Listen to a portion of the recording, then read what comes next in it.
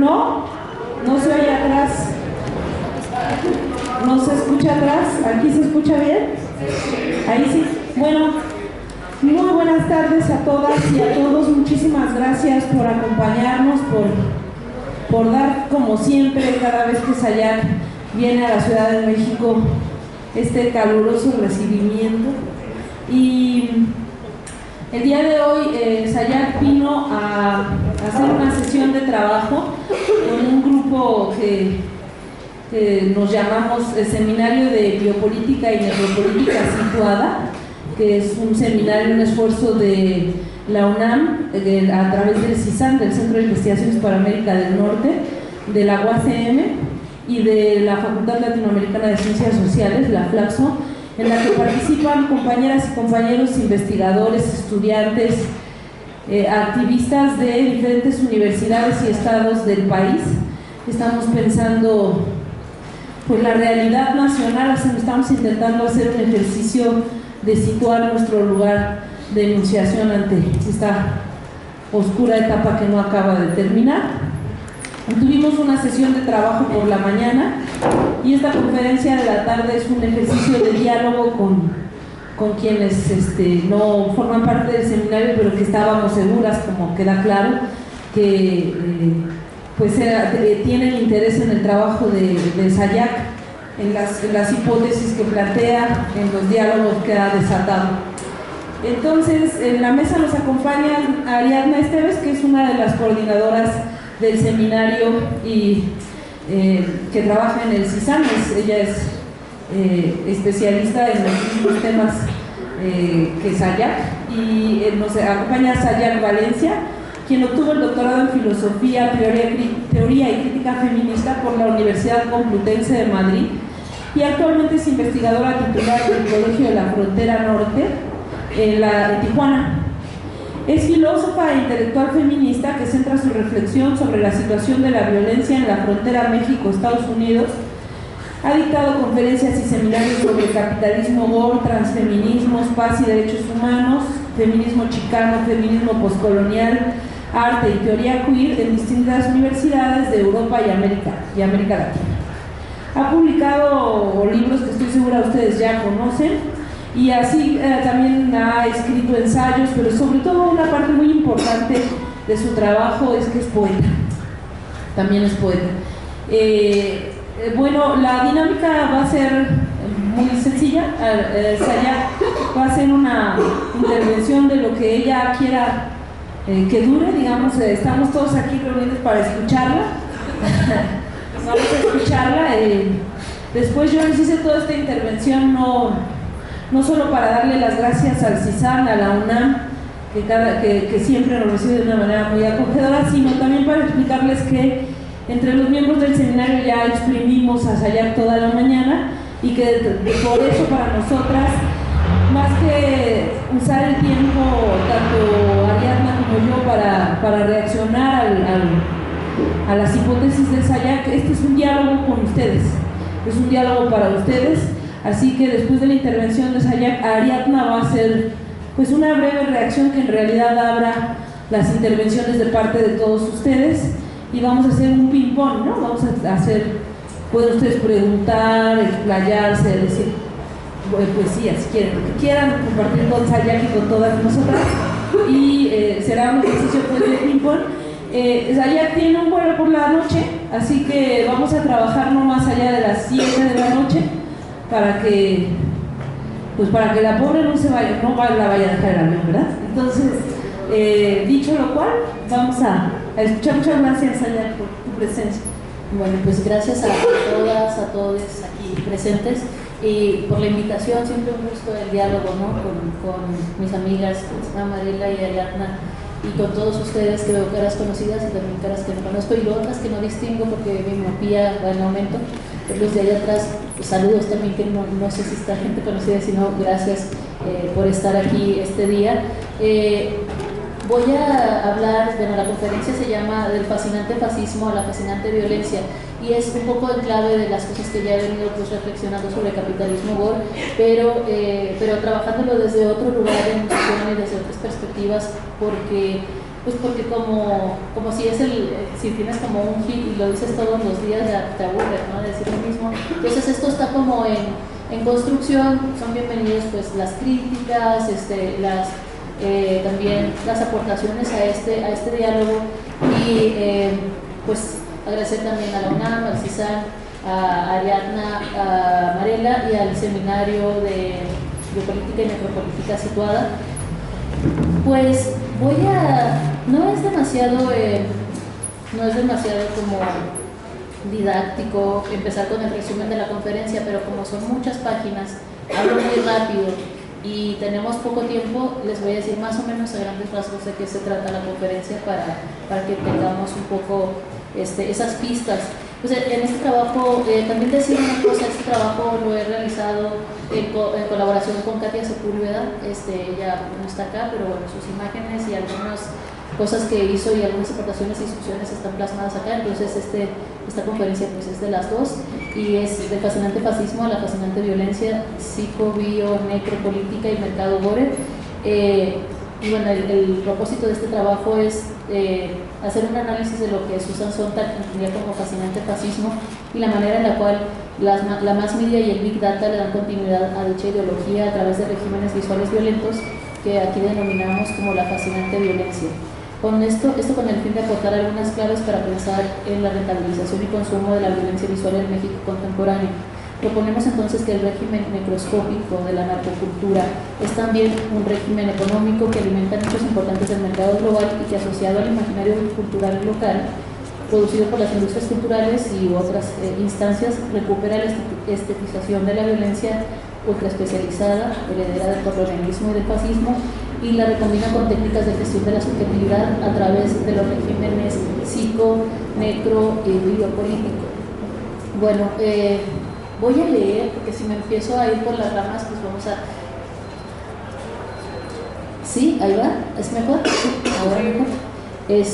Bueno, empiezo. La versión más difundida sobre la Segunda Guerra Mundial es que Hitler y su eje perdieron la guerra.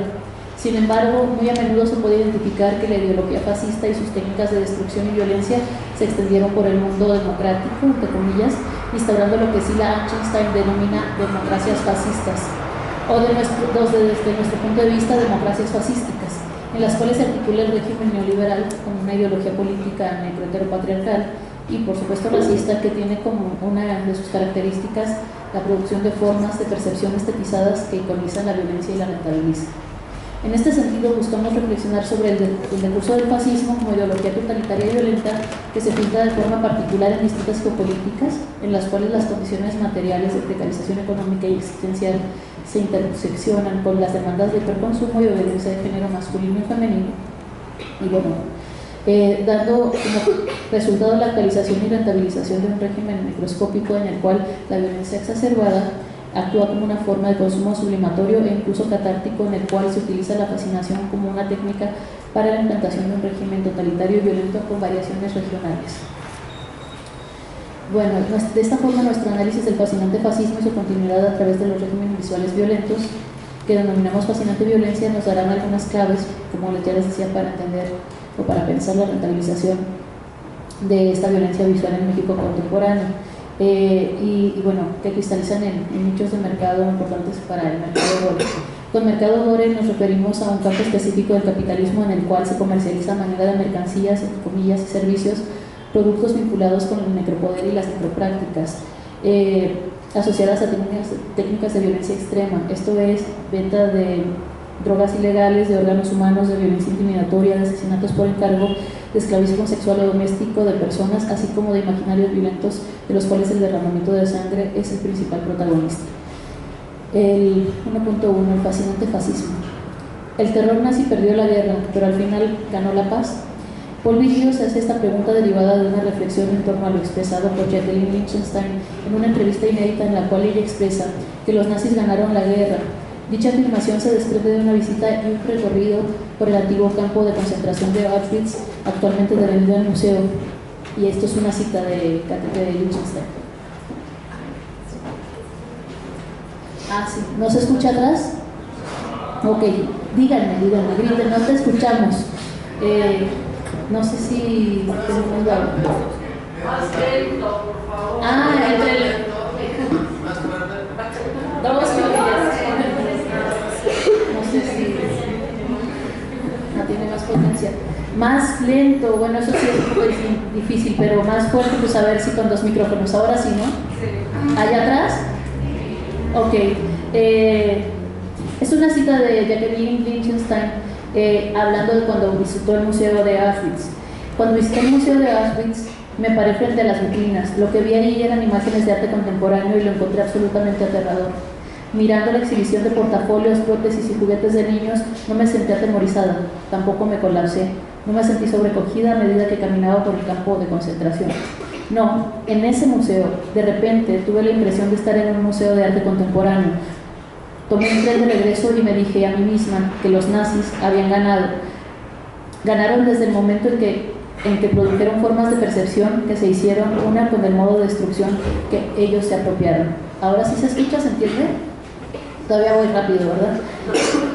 En la misma tesitura retomamos las últimas líneas de esta cita, donde se argumenta que la producción de percepción nazi ensambló el registro de la destrucción con el del arte, es decir, de la estetización y de la violencia, cuya impronta es reconocible actualmente en las producciones visuales a través de grandiosas y cuantiosas películas y series de la industria hollywoodense, entre otras, en las cuales de manera iterativa se presenta la Segunda Guerra Mundial y el nazismo como una especie de distribución ritualizada de una suerte de patrimonio mundial negativo, visualmente normalizado.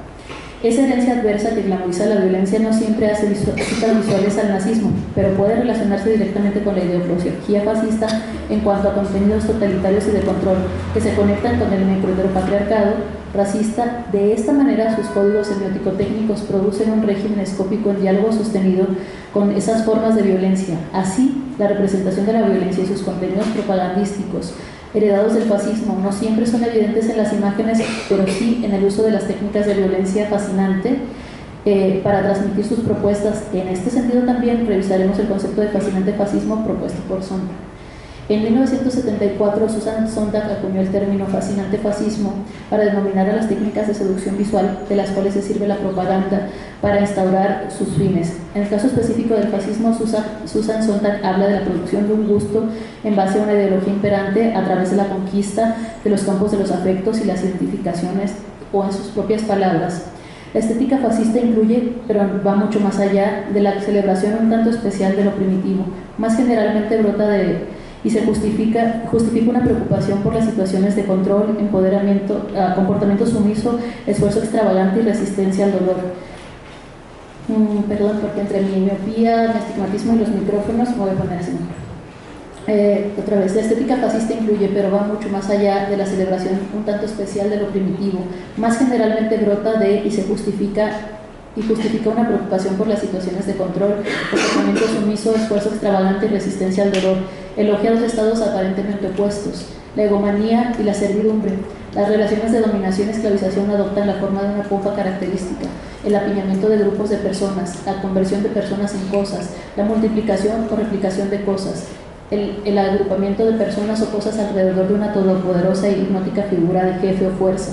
La dramaturgia fascista se centra en transacciones orgiásticas entre fuerzas poderosas y sus títeres que, uniformados, se muestran en número cada vez mayor. Su coreografía alterna entre un movimiento incesante y una postura congelada, viril. El arte fascista glorifica la rendición, exalta la falta de pensamiento, otorga poder de seducción a la muerte. El fin de la cita. En esta definición encontramos diversas claves de lectura para revisar el régimen escópico del mercado gore, representado en cierta medida, pero no exclusivamente, por la realización audiovisual de ciertos productos culturales que reproducen una ideología fascística y contradictoria, la cual otorga un peso desmesurado a la muerte, proponiéndola como técnica de seducción, de control y, en el caso del capitalismo gore mexicano, de producción, flujo y circulación de diversos capitales económicos, políticos, simbólicos, culturales, sociales, raciales, de género, anclados también es una cita, a una jerarquía marcada entre sistemas occidentales y no occidentales, desplegada a partir de una serie de mecanismos tecnológicos, iconográficos, psicológicos y culturales integrados a sistemas coloniales de poder y conocimiento. 1.2. Psiconecrobiopolítica. Esto es un epígrafe. El régimen disciplinario, según Deleuze, se organiza como un cuerpo, comillas, Es un cuerpo biopolítico, es un régimen biopolítico. El régimen neoliberal, por el contrario, se comporta como alma, entre comillas también. De ahí que la psicopolítica sea su forma de gobierno. Hahn, Psicopolítica, página 23. En relación a la crítica colonial, consideramos importante revisar lo propuesto por Bembe respecto al régimen necropolítico, quien nos dice que los primeros campos de concentración no fueron los campos nazis, sino las antiguas colonias en las cuales se extendió el régimen de excepción impuesto por los colonizadores, quienes en pos de la conquista y la afirmación de su soberanía instrumentalizaron de manera generalizada la existencia humana y normalizaron la destrucción material de los cuerpos, convirtiéndolos en desechables o superfluos. Todo esto con el fin de legitimar matanzas generalizadas realizadas por los conquistadores en nombre del poder. Así, Bembe se refiere a esta es una cita de Bembe, ese tipo de política en la que la política se entiende como el trabajo de la muerte, la producción de un mundo en el que se acaba con el límite de la muerte. Fin de la cita. Encontramos entonces que este régimen de control, producción y seducción a través de la violencia del fascismo, que se consume contemporáneamente de manera estetizada como código común de la cultura pop, es una forma de dar continuidad a la instrumentalización de la violencia con fines políticos y de explotación como herencia del colonialismo. De esta forma, el neocolonialismo, representado por el neoliberalismo o desde mi perspectiva por el capitalismo, se actualiza constantemente desde la producción de violencias contemporáneas que ya no interrumpen el flujo histórico, sino más bien que se normalizan y entran en el mercado del deseo. De este modo, la fascinación que se ejerce sobre los sujetos espectadores, consumidores de los productos culturales y la información derivada de las violencias vinculadas a esta estetización de la muerte y del poder, se sirve además del régimen necropolítico y su trabajo de muerte del régimen psicopolítico, para apropiarse de la subjetividad y expandir su control. A este respecto, Hyun-Chun Han nos advierte que estamos inmersos dentro de la psicopolítica digital, la cual, en inicio una cita, avanza desde una vigilancia pasiva hacia un control activo y nos precipita a una crisis de la libertad con mayor alcance, pues ahora afecta a la misma voluntad libre. El Big Data es un instrumento psicopolítico muy eficiente que permite adquirir un conocimiento integral de las dinámicas inherentes a la sociedad de la comunicación. Se trata de un conocimiento de dominación que permite intervenir en la psique y condicionarla a nivel prereflexivo. La apertura del futuro es constitutiva de la libertad de acción. Sin embargo, el Big Data permite hacer pronósticos sobre el comportamiento humano. De este modo, el futuro se convierte en predecible y controlable. La psicopolítica digital transforma la negatividad de la decisión libre en positividad de un estado de cosas. La persona misma se positiviza en cosa, que es cuantificable, mesurable y controlable. Sin embargo, ninguna cosa es libre. Sin duda alguna, la cosa es más transparente que la persona. El Big Data anuncia el fin de la persona y de la voluntad libre. Fin de la cita. En este orden de ideas podemos reflexionar que la producción, distribución y consumo masivo de imágenes violentas transmitidas, entre otras vías, por este Big Data es una de las herramientas más efectivas del conglomerado capitalista, y no solo, también puede ser del socialista y necropatriarcal, para instituir, distribuir y normalizar las violencias contemporáneas aplicadas al cuerpo social. Dicha producción conjuga en su interior el entrecruzamiento de tres regímenes: el soberano, el disciplinario y el neoliberal, los cuales cuentan con herramientas de control y explotación vinculadas con la necropolítica, la biopolítica y la psicopolítica respectivamente. A continuación haré un repaso sobre ellas y la manera en que se interconectan, despliegan de la producción de imágenes vinculadas a la glorificación de la violencia, como una forma de control social que deviene una práctica cultural y de consumo, la cual se apropia a varios niveles de la subjetividad y la paraliza en su libertad de acción. Para hacer este recorrido por los tres regímenes hablaremos de la primera, segunda y tercera modernidad visual y su vinculación con la colonialidad del ver. Creo que voy todavía muy rápido, o me lo imaginaba. Me lo imaginaba. A ver, voy a intentar. ¿Por qué no lees hasta donde te alcance el tiempo? Y es más fácil que discutamos con una parte de tu texto que con todo así muy rápido. Claro, claro. No, el problema no es el tiempo, lo aseguro, el problema es la velocidad de mi cabeza. Que siempre estoy como acelerada.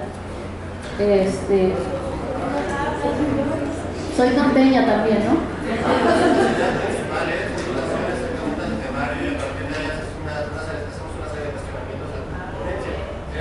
No, voy a seguir, pero bueno, con modernidad colonialidad visual nos referimos a un proceso complejo de adoctrinamiento visual de las poblaciones originarias del Abya Yala, no solo, pero en este caso nosotras nos referimos a eso, que trajo como consecuencia una organización heteróclita de imaginarios y saberes, así como una diversa rearticulación de las visualidades y las representaciones. Dicha modernidad visual surge a partir del siglo XV y se vincula con el régimen soberano, el cual actúa precisamente de manera necropolítica, donde la sangre, la espada y la Biblia son sus herramientas de control y exterminio. Así, este control ultraviolento de las poblaciones colonizadas es contemporáneo del desarrollo de un ordenamiento visual en el cual las imágenes cobrarían una importancia cada vez mayor, no solo para el adoctrinamiento de las poblaciones racializadas, sino también en la construcción de un régimen visual científico, entre comillas, en donde la cámara oscura, el microscopio, el telescopio serán las tecnologías de la incipiente ciencia occidental y su despliegue universalizante de la objetividad, que desplazarán a la teopolítica representada por el ojo de Dios y cristalizarán varios siglos después en la amalgama de racionalidad y violencia séptica en la cual se funde el fascismo. Es decir, mientras que la necropolítica del régimen soberano despliega imágenes de horror y sangre en las colonias, en la Europa racional y cartesiana, ésta se ocultaba discretamente y se dirigían los esfuerzos y las riquezas hacia la construcción de un régimen biopolítico donde la perspectiva renacentista formaría el incipiente prototipo de humanismo con el cual se cristalizaría la diferencia colonial a través de sus narraciones y representaciones visuales por medio de la literatura, las crónicas de viaje, la pintura, el dibujo y el grabado. En todas estas técnicas de reproducción de imágenes y producción de imaginarios, el sujeto heroico es representado por un hombre, y que ya no sabemos la fórmula, blanco, heterosexual, europeo, patriarcal y militar, que instaurará su axiología en detrimento de los sujetos colonizados, que son representados como bestiales, salvajes, incivilizados, herejes, infrahumanos. Representaciones que siguen vigentes a manera de look actualizado en los imaginarios contemporáneos, transmitidos por las industrias culturales y la información y sus interfaces, que rentabilizan el trabajo de la muerte y la violencia, actualizando y trayendo al presente el régimen necropolítico a través de una visualidad que se conjuga con elementos biopolíticos, psicopolíticos, que revisaremos a continuación. Enmarcamos la segunda modernidad visual dentro del régimen biopolítico en el cual se pasa del exterminio directo de las poblaciones como forma de control por parte del soberano a la rentabilización de los procesos de vivir de dichas poblaciones. Este tránsito inaugura lo que Foucault denominó como sociedades disciplinarias en las cuales la administración de la vida se volvió el centro de la gobernabilidad a partir del siglo XVII. Según Foucault, el poder ya no se manifiesta como el poder de muerte de un soberano semejante a Dios, sino como el poder de disciplinar e imponer completamente la vida. El giro radica entonces en la producción de sujetos sujetados que serán administrados por el poder del Estado, el cual gestionará el cuerpo social, pasando de la producción agraria a la industrial y materializando el poder estatal en la figura de los estados-nación democráticos. Ahora bien, el régimen instaurado durante esta segunda modernidad visual es aquel que se vincula con la figura del panóptico y la representación que inicia en el siglo XIX con la invención de la fotografía en 1826. Hay otras fechas, pero estamos partiendo de la invención del positivo directo de Joseph Nicephore-Niepce, que no es Daguerre, que él es el que inventa la foto y luego se la vende a Daguerre, y es Daguerre el que pasa a la historia como el inventor de la fotografía. Y bueno, en 1826, cuyas representaciones son concordantes con los valores de la burguesía y la industrialización, en las cuales se busca una perpetuación de sí mismas. Por su parte, el cine, inventado en 1895, puede considerarse como una representación política que trabaja con el presente, distanciándose de la fotografía en el sentido de que ésta muestra una representación fija, por tanto pasada, que realiza su significación en el recuerdo. En cambio, el cine trabaja con el movimiento, es iterativo y refleja de manera más ajustada a la perspectiva del capitalismo, en donde todo es un presente continuo. Esta representación del aquí y ahora será un elemento fundante que articulará dispositivos de la perspectiva biopolítica con la psicopolítica a través de la conquista del cuerpo social por medio de esta seducción y fascinación de sus afectos a través de las imágenes. El cine instaurará una nueva forma de acercarse y producir la realidad como una ficción política de adoctrinamiento, como en el caso del fascismo alemán y en algunos casos de contestación a los regímenes totalitarios del poder en el siglo XX. El cine se transformó entonces en una herramienta primordial de la producción de imaginarios vinculados con causas políticas e ideológicas, tal como comenta Susan Sontag sobre el papel del cine documental de Leni Riefenstahl, quien a través del lenguaje cinematográfico se encargó de crear una antología de sentimientos pronazis distribuidos por medio de sus películas, en las cuales se mostraba, una cita de Sontag, la belleza de los soldados y de ser soldado para el Führer. En este sentido, la representación visual vinculada al totalitarismo y lo militar desarrollará e incorporará nuevas tecnologías derivadas de las industrias militares, sobre todo de la Primera y la Segunda Guerras Mundiales, para distribuir imaginarios concordantes con lo que en este texto denominamos las democracias fascísticas. Dentro de estas nuevas tecnologías se encuentra el radar, que fue inventado en Alemania en 1934, en el momento prebélico de la Segunda Guerra Mundial. Este descubrimiento sentará las bases para la invención del televisor, de la videocámara, del monitor, de las cámaras de vigilancia, de las computadoras, como parte de las herramientas del entramado militar de entreguerras, que pasarán a ser parte de los artefactos electrodomésticos con los cuales se construirá la vida cotidiana, a través de los que se propagarán y consumirán imaginarios culturales vinculados con la producción y la distribución visual, los cuales estarán en concordancia con los valores evidentemente hegemónicos de la producción y del consumo capitalista, reiterando de manera biopolítica la diferencia colonial, apoderándose de la vida cotidiana de las poblaciones y vendiendo un imaginario cultural vinculado al consumo y al American Way of Life. Ahora bien, la tercera modernidad visual es heredera de las anteriores, pues conserva elementos de ambas. De la primera conserva la representación de la violencia brutal y de la segunda la figura del panóptico internalizado. Sin embargo, es característica del régimen neoliberal y se diferencia de las anteriores principalmente por la eliminación de la división público-privado y por el surgimiento paulatino de la instantaneidad del tiempo, en el cual ya no se representa la realidad, sino que se produce directamente. Es decir, el régimen psicopolítico de la tercera modernidad visual está enraizado en la producción de lo live. Este régimen visual se caracteriza por la aceleración de la velocidad de las imágenes, que da la sensación de acercamiento y encogimiento del mundo a través del zoom, donde lo que se muestra en las pantallas, monitores o distintos dispositivos portátiles está aconteciendo en directo. Ya no hay espera ni tiempo dilatado, volviendo sumamente difícil elaborar un procesamiento crítico de los estímulos visuales que nos presentan constantemente, y creando con la saturación de imágenes una suerte de borrado y barrido de la memoria. En la producción de lo live hay un constante bombardeo audiovisual y estimulación del cuerpo consumidor que busca mantenerlo permanentemente en un nivel prereflexivo, conquistando de este modo la psique e instaurando un psicoprograma en concordancia con lo que Ham ha denominado la permanente optimización propia en cuanto a técnicas del yo neoliberal, que no es otra cosa que una eficiente forma de dominación y explotación, más aún de autoexplotación. Es decir, el sistema psicopolítico de lo live utiliza las técnicas de la dominación para apropiarse totalmente de las tecnologías del yo a fin de instaurarse y legitimarse a través del psicopoder. Inventos como el internet, la telefonía móvil, las páginas web, el chat, el streaming, las plataformas de video como Vimeo y YouTube, las redes sociales serían el medio de reproducción de esta ideología live, en la cual se conjuga la vigilancia, el espectáculo, la vida cotidiana y la violencia en incesante fundido encadenado que incorpora múltiples capas de realidad. Así, esta tercera modernidad visual puede ser pensada como una suerte de panóptico integrado al cuerpo del sujeto, una especie de incorporación prostética donde la imagen deja de ser únicamente representación virtual y se vuelve flujo de datos que se introducen a manera de balas en las retinas y oídos de los consumidores. La normalización de la violencia en la era de lo live tiene como finalidad la inclusión de los imaginarios de guerra en la vida civil, donde lo bélico ocupa el espacio privado, entre paréntesis, y doméstico, para amenizar nuestras sobremesas, nuestras reuniones, nuestros momentos de descanso, predisponiendo mentalmente a los sujetos a incorporar la violencia como un elemento cotidiano indispensable de la gobernabilidad del mundo. Herederos de los imaginarios del fascismo y su estatización de la violencia, somos rehenes del continuum de la guerra. Cita. Esto es de Baudrillard. Nuestra posición es el televisor, el monitor, no dice Baudrillard, esto es ya fluir de la cita.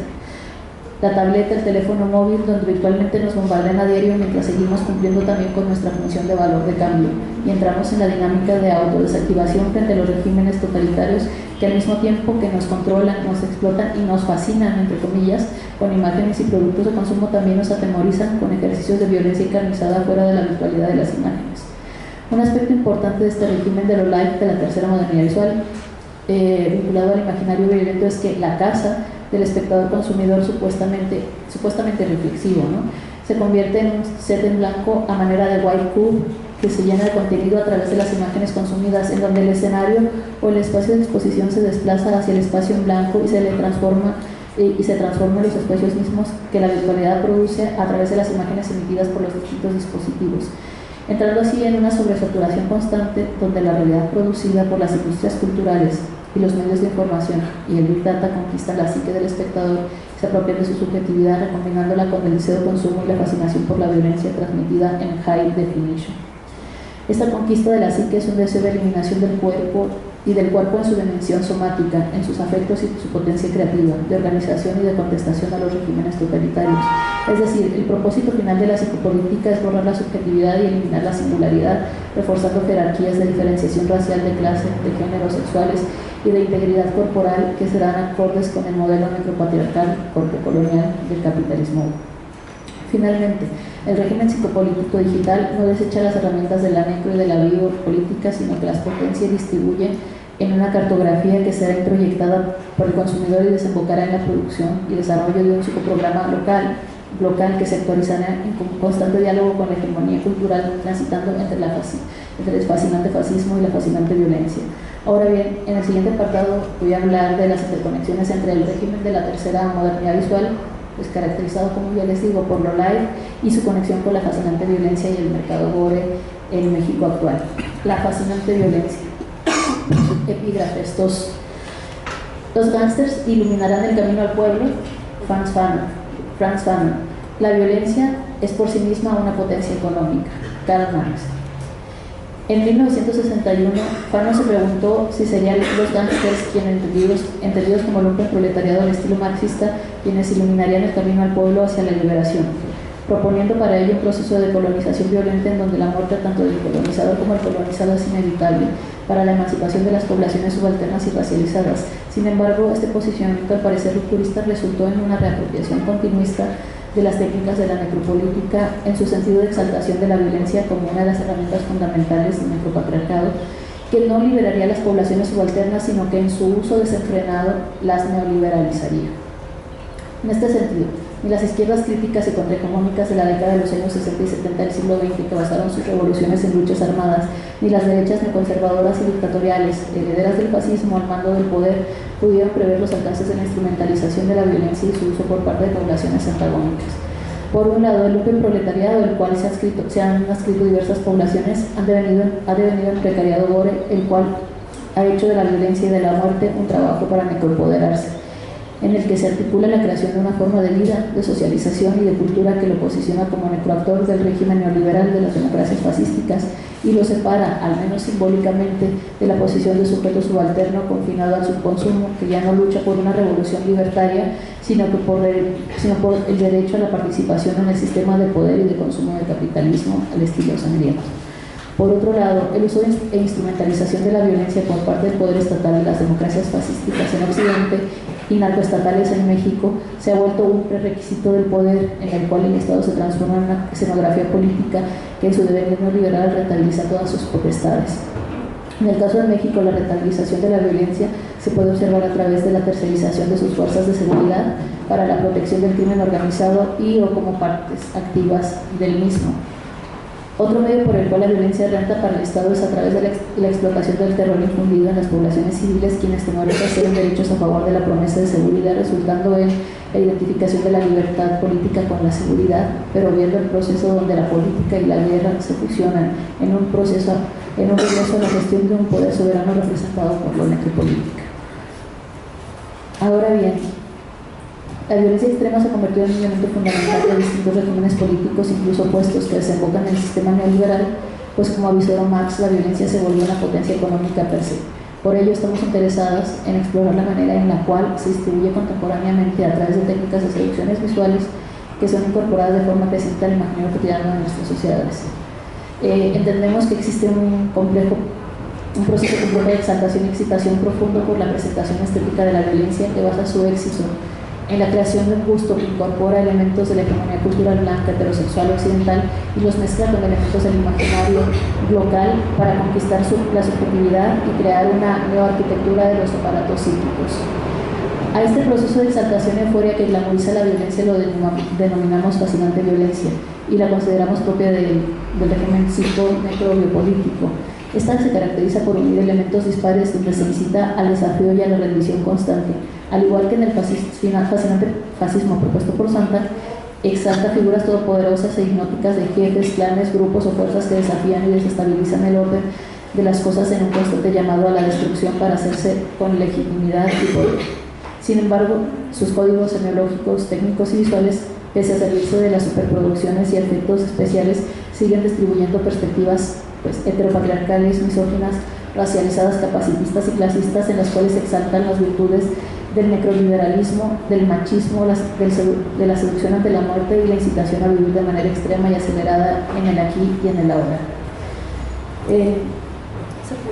¿Se pudieron bajar los videos? Ya va a terminar.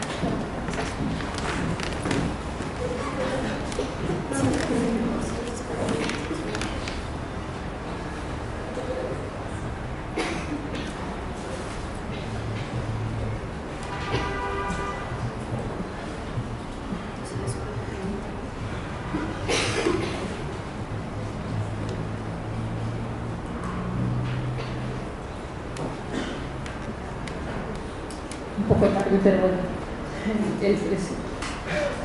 vamos medio. Y yo creo que mi idea era presentarlo así para que pudieran tener más, más idea de qué estaba proponiendo. Son breves, breves resúmenes, ¿verdad? ¿Está certificado el proyector? Sí, porque igual si no se ve, ¿no?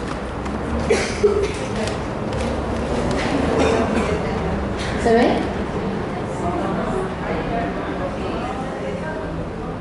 No, sí. Distintos grados de astigmatismo veo. Detecto en la sala.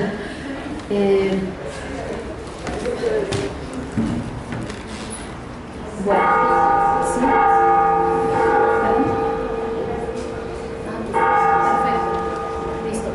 Voy a hacer un recorrido rápido por... Sí.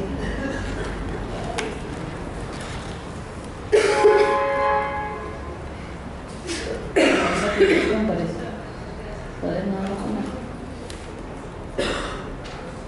Ok, bueno, esto ya se supone que yo lo leí y ustedes lo escucharon. Vamos a ver si es cierto.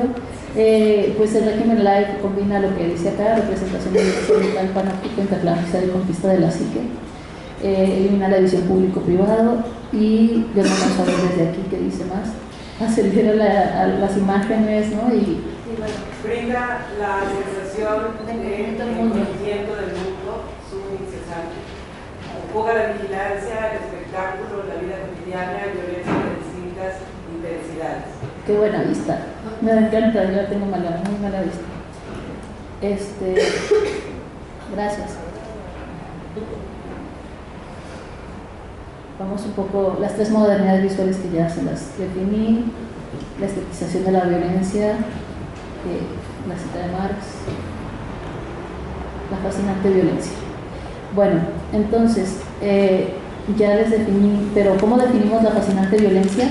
Como una tecnología de seducción visual que se apropia de los afectos y que apela a los códigos de emotividad e identificación, creando un simulacro de comunidad extensa enraizada en los valores del capitalismo gore y su culto a la violencia como herramienta de control, de trabajo y de afiliación social.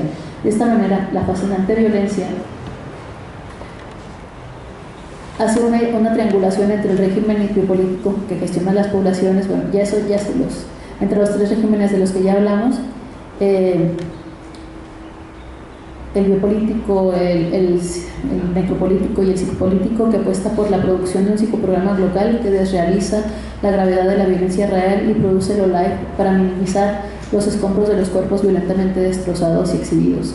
Este conglomerado visual que conjuga estos tres regímenes se sirve tanto de las industrias culturales como de los medios de comunicación y las redes sociales para implantar una fase constantemente actualizada del régimen necroaudioscópico e hiperconsumista, reforzando una necroaudiovisualidad que estandariza y o congela los afectos en relación a la impugnación para hacer frente a la destrucción masiva y palpable de cuerpos en el contexto de la violencia generalizada mundial. En este sentido, la necrovisualidad, que es en la que me voy a centrar, no vamos a escuchar ningún audio, hay muchos audios, ¿no? Desde el narcocorrido hasta el gangsta rap, pero quería ponerle algunos ejemplos, pero creo que no nos va a dar suficientemente tiempo.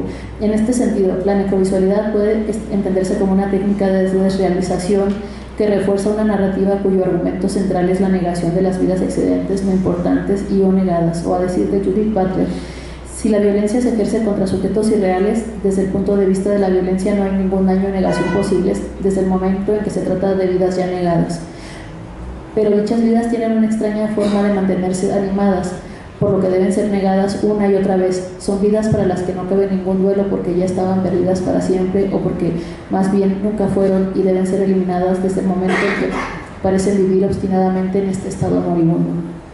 Esta desrealización nos disocia de nuestros entornos cotidianos, creando identificación con los valores del consumo, del poder y de la violencia espectacular a través de una incorporación sublimatoria de estos que desemboca en la eliminación tanto del vínculo social como de la identificación con el otro real vulnerado, sectorizando las luchas y reforzando los estereotipos de clase, género, raza, sexualidad e integridad corporal a través de este continuum del régimen necroscópico de lo life que, pese a proponerse como distinto, es continuista con los valores de la hegemonía cultural y el necropatriarcado. 2.1. Herramientas visuales de la fascinante violencia.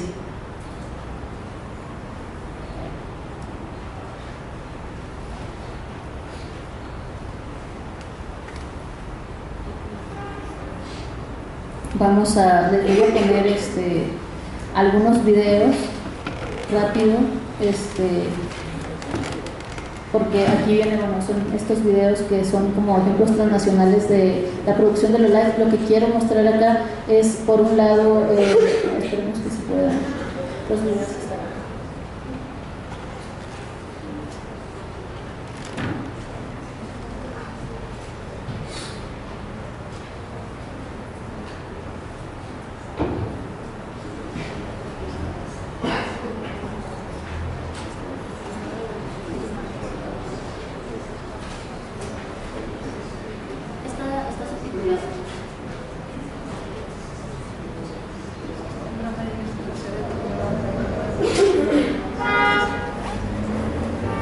Pues este es un ejemplo de Breaking Bad.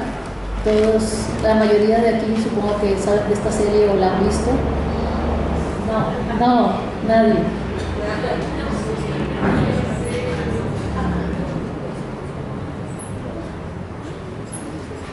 No se escucha, pero bueno, está subtitulada, ¿no? Y lo que me interesa acá es como, no el diálogo, sino la imagen.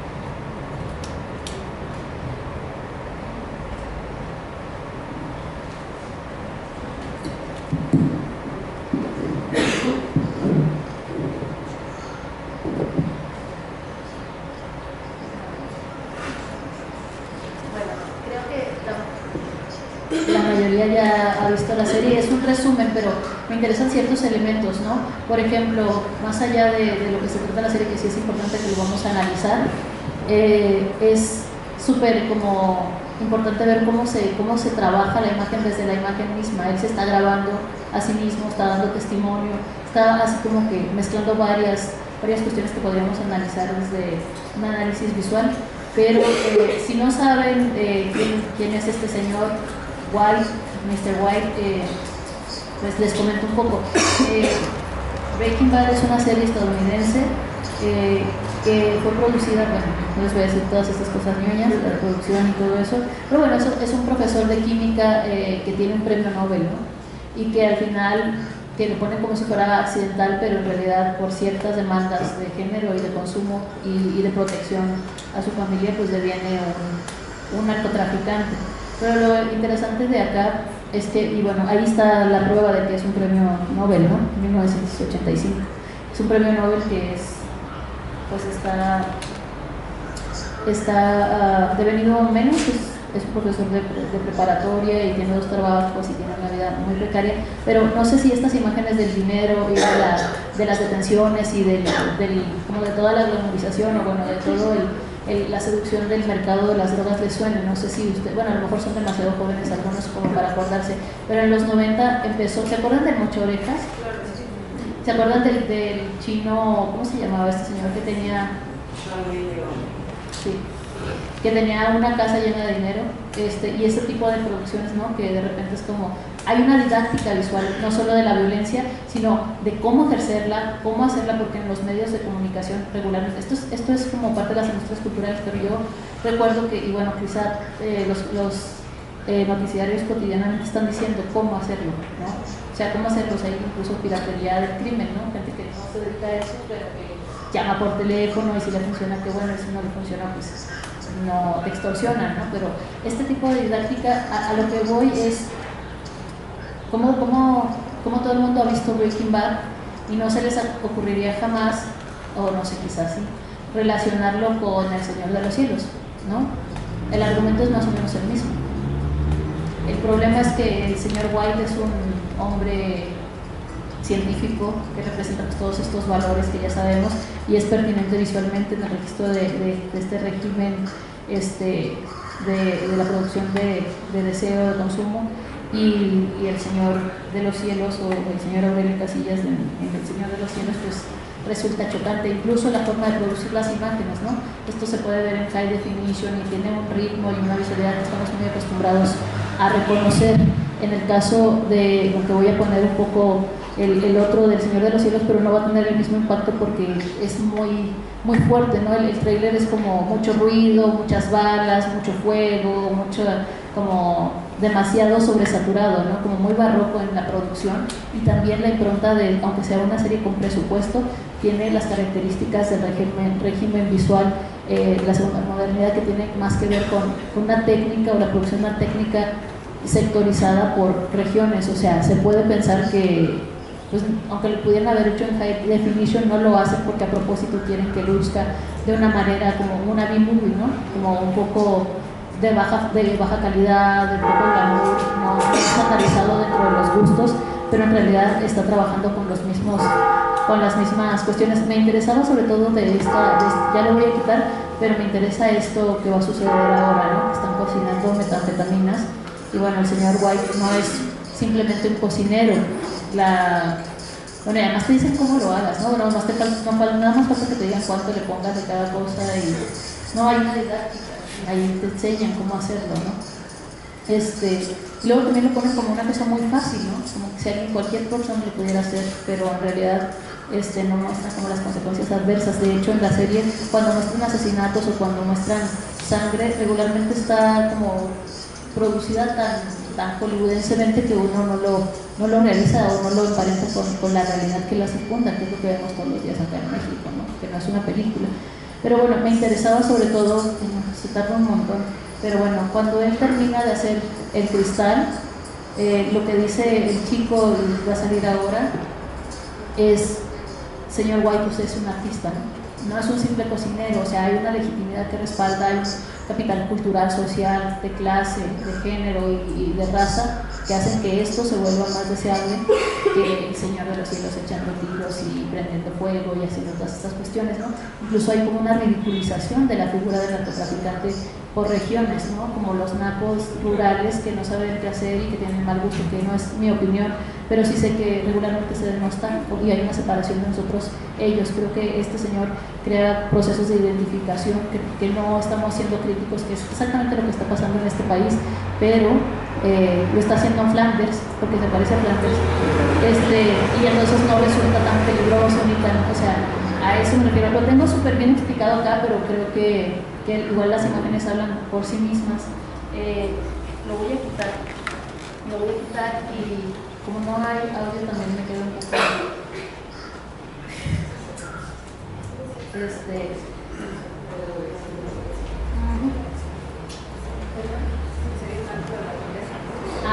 sí, un narco de la cabeza, narcochic, pero narconer, ¿no? Entre narconer y narco. No se ve, ¿verdad? Bueno, la mayoría sabe. No sé si podemos entrar a internet y bueno, lo que voy a hacer, y les iba a poner a la Reina del Sur y al Señor de los Cielos, pero creo que como esos, aunque la hayan visto o no la hayan visto, creo que a lo mejor más gente no ha visto la Reina del Sur y el Señor de los Cielos, en contraposición a toda la gente que seguramente es mucha que sí ha visto Breaking Bad, ¿no? Y que la siguió desde la temporada 1 hasta que terminó y que todavía la extraña y todas esas cosas, y de que hagan más temporadas. Pero bueno, un análisis de esto, estas herramientas, bueno, voy a hablar de cómo se despliegan estos contenidos de los que estábamos hablando y cómo estos contenidos que se relacionan directa o indirectamente con el narcotráfico se pueden ver en estas series de televisión. El Señor de los Cielos, Breaking Bad, La Reina del Sur y Sense8, aunque Sense8 es especial, no está relacionada directamente con el narcotráfico, pero que la quería poner o la quiero poner porque hay una producción de lo live muy clara, la producción y una manera de producir la serie. Bueno, en estas series hemos encontrado elementos que a nuestro entender conforman algunos códigos visuales y estéticos de la fascinante violencia, los cuales se construyen modos de percibir a través de narrativas que combinan sistemas de vigilancia, como decíamos, de espectacularización y disimulación con altas dosis de pulsión de muerte y de excitación sexual, y la distribuyen por medio de dispositivos e interfaces, pues como ya sabemos, la cámara, la pantalla, el teclado, la webcam, los smartphones, las tablets, todas estas cuestiones, ¿no? Incluso los proyectores, el Bluetooth. Dichos dispositivos permiten un fácil acceso a estas producciones, agilizando su consumo y acelerando el proceso de creación y distribución de afectos y estandarizando los imaginarios sociales respecto a la violencia como un trabajo contemporáneo. Nuestro análisis no será genealógico ni cronológico, pues estas series no son las primeras ni las últimas de su tipo, pero hemos decidido analizarlas porque abarcan un aspecto transversal del desplazamiento del fascinante fascismo, la fascinante violencia y su relación directa o indirecta con el imaginario de la cultura del crimen organizado y el narcotráfico en México y en los Estados Unidos. Son además superproducciones que son exitosas y que crean conglomerados económicos de capital transnacional que tienen un impacto a escala global, no solo en cuanto a la producción de imaginarios culturales y estandarización de subjetividad, sino a flujos de capital, ¿no? Que no se nos olvide. Estas producciones generan muchísimo dinero, ¿no? Y además generan dinero para los gobiernos que están como en permanente lucha, entre comillas, contra el crimen organizado. Entonces es muy paradójico, pero bueno, tiene que ver con estas paradojas del capitalismo.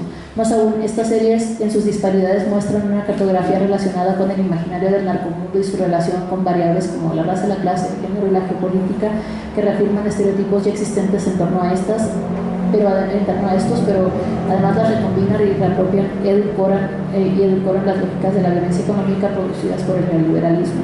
Las tres primeras, El Señor de los Cielos, Breaking Bad y La Reina del Sur, muestran una glorificación y una adscripción a crítica al capitalismo gore bajo una justificación fundada en condiciones materiales precarizantes que van desde el ámbito rural, representado por las series de habla hispana, hasta la clase media con alto capital cultural cuyo valor se deprecia frente a las lógicas del neoliberalismo rampantes representadas por Breaking Bad.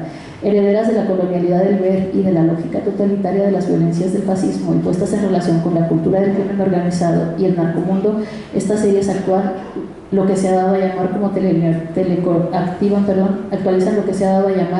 como telecolonialidad visual, que se caracteriza, esto es una cita, por una forma de colonización del imaginario y la memoria vinculada a la particular operación de la imagen producida y reproducida mecánicamente.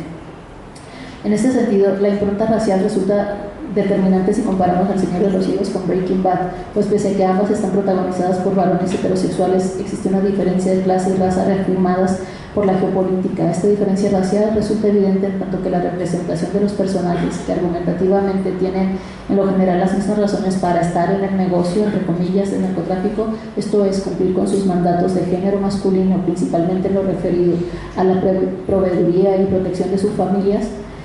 Sin embargo, el tratamiento de los personajes se basa principalmente en la colonialidad del ver, en donde el prototipo de hombre caucásico, educado, de clase media estadounidense no se propone como un antihéroe monstruoso, sino como un científico venido a menos que tiene en su haber un premio Nobel de química y que tras la noticia de padecer una enfermedad incurable, cáncer de pulmón avanzado, se ve envuelto en una serie de circunstancias que lo conducen al negocio de las drogas como una forma rápida de hacer dinero y proteger con ello a la familia después de su muerte.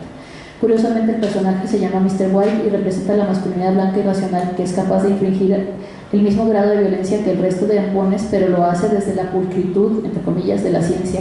Es decir, la serie presenta los códigos de narcotráfico al estilo de una épica de la masculinidad de clase media no racializada. La no racialización del personaje otorga una serie de privilegios simbólicos y materiales, pues cualquier acción ejecutada por Mr. White se convierte en un despliegue de genialidad, al punto de no ser considerado un mero cocinero de metanfetamina, sino un artista de la química, legitimando sus prácticas y volviéndolas cool para los consumidores de la serie, creando así una identificación y una legitimación cultural para este tipo de prácticas entre las poblaciones racializadas y no racializadas. Por el contrario, el protagonista de la serie del Señor de los Cielos es un varón mestizo mexicano cuyo fenotipo se encuentra geopolíticamente marcado. El protagonista despliega una masculinidad vinculada con los ideales machistas nacionales en los cuales la proveeduría, la violencia y el exceso sexual son elementos certificadores de su pertenencia al sistema de códigos necropatriarcal, resultando una encarnación de lo que en otros trabajos pues, se ha denominado sujeto embriago. A diferencia de Mr. White, Aurelio Casillas muestra ante la pantalla la reafirmación de un estereotipo de masculinidad racializada, poco refinada, violenta e incluso salvaje, que reafirma la diferencia colonial y coloca al racializado en su sitio, fuera del marco de la ficción política de lo humano y de lo racional. Así, la figura de Casillas, a pesar de autoafirmarse en el microempoderamiento, entra en el modelo subalterno de la imagen, pues como reflexiona Mitchell, abre la dialéctica del poder y del deseo en nuestras relaciones con las imágenes, en las cuales la construcción del estereotipo racial y racista no es un simple ejercicio de la imagen como técnica de dominación, es el anudamiento de un doble vínculo que afecta tanto al sujeto como al objeto del racismo. La violencia ocular del racismo divide su objeto de interés en dos, desgarrándolo y representándolo simultáneamente como algo hipervisible e invisible, en palabras de Fanon, obteniendo un objetivo de abominación y adoración. En este sentido, la difusión de la narcocultura a través de la cultura masiva abona la reafirmación de un Estado nacional permanentemente colonial que extiende las lógicas racistas a través de una línea de tiempo ininterrumpida y que va desde la primera modernidad visual colonial hasta nuestros días. Siguiendo nuestro análisis, vemos que en La Reina del Sur, que tampoco se va a poder ver, pero que les comento que es la producción sobre narcotráfico más cara en el ámbito hispano, costó $10 millones. Y ustedes ven pues la calidad de la imagen y es muy de serie B también, ¿no? Pero participaron transnacionales como Caracol TV de Colombia, Argos, productora de aquí de México, y Telemundo de Miami. Está firmada en 5 países y bueno, ha hecho $10 millones, es muchísimo dinero para una teleserie, ¿no? sobre el narcotráfico. Además, bueno, en esta teleserie es una protagonista mujer que asciende socialmente por medio del narcotráfico y luego logra construir un imperio transnacional a través de este.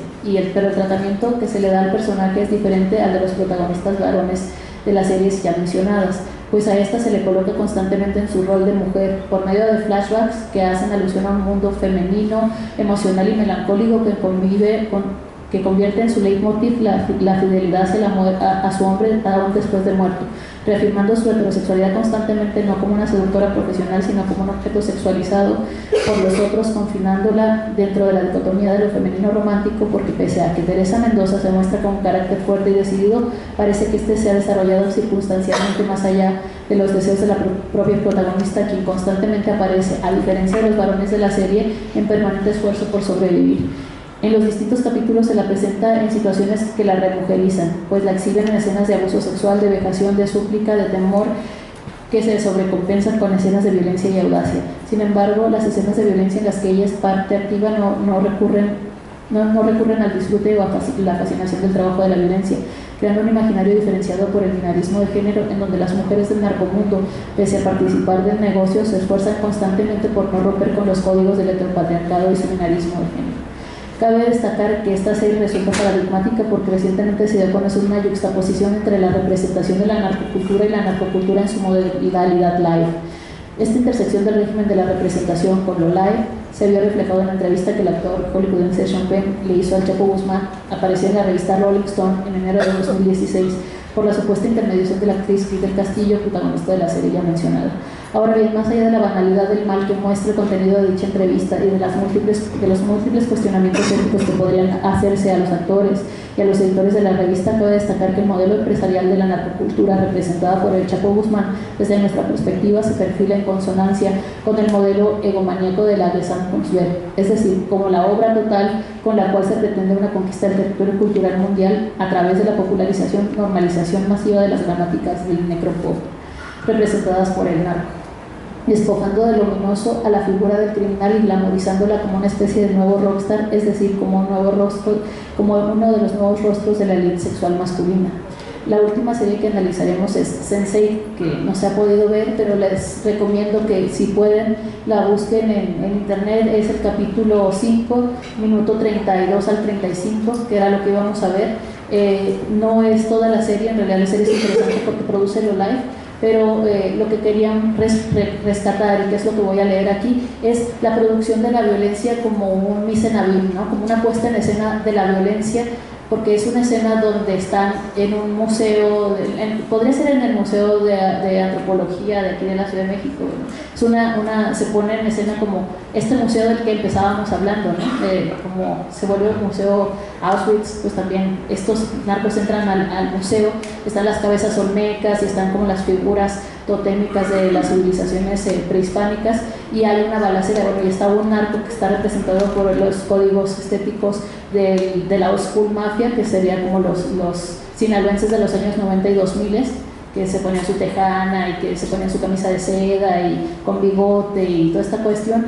Es un poco retro en ese sentido la representación, pero se hace como una glamorización. Son 2 minutos de balas, más no poder, pero sale la sangre por todos lados y es muy en la modalidad del gore, aunque la serie no tiene que ver con eso. Es como se están reapropiando estos imaginarios culturales sobre el narcotráfico en México y cómo nos representa el narcotráfico a nivel como local, ¿no? Entonces, bueno, les voy a leer. Esta serie nos parece importante de analizar porque aunque no versa directamente sobre la cultura del narcotráfico, nos muestra de manera fidedigna el tránsito del régimen de la representación al régimen de la producción de lo live propio de la tercera modernidad visual, en el cual la reapropiación de imaginarios exóticos es desplazada de las manufacturas de las películas de serie B y se le somete a un proceso de purificación estética a través del blanqueamiento exotista de las lógicas del negocio del narcotráfico y su rentabilización aséptica de la economía de la muerte.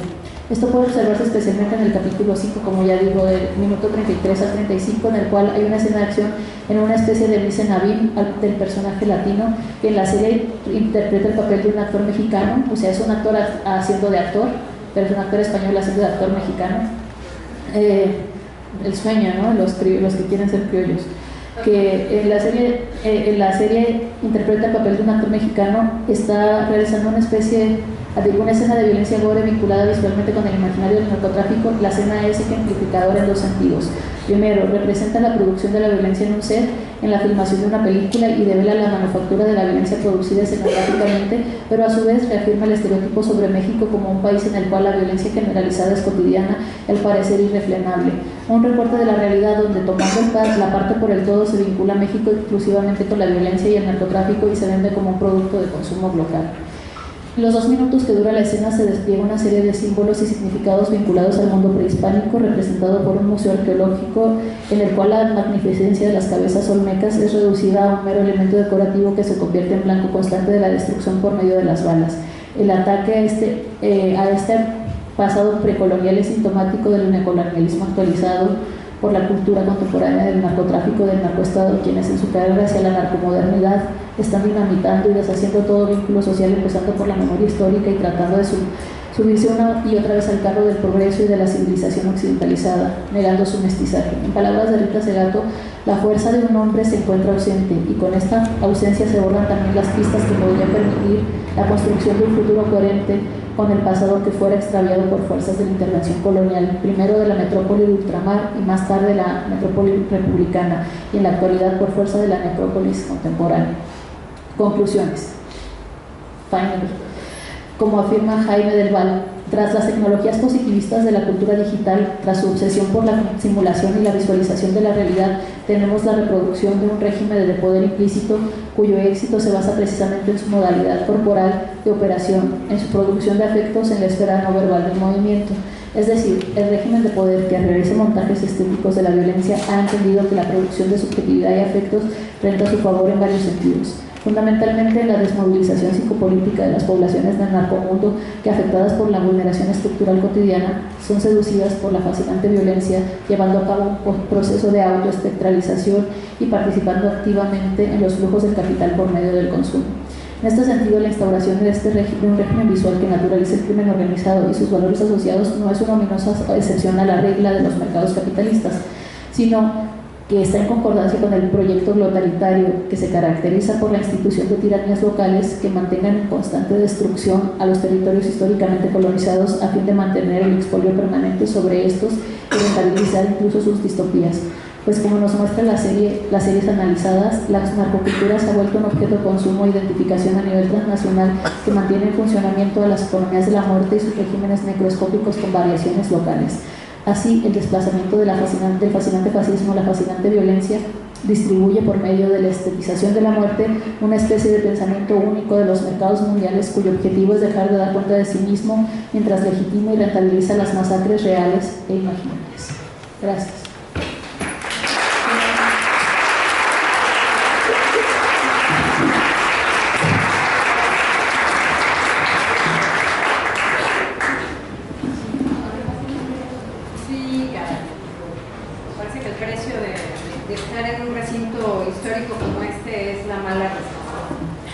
Me dijeron por ahí, pero bueno, como siempre es fascinante escuchar a Saya, que tiene siempre un sistema complejo de reflexión y demás. Yo quiero ver yo también a ver si entendí. Yo como que mezclé algunas ideas, a ver si fue lo que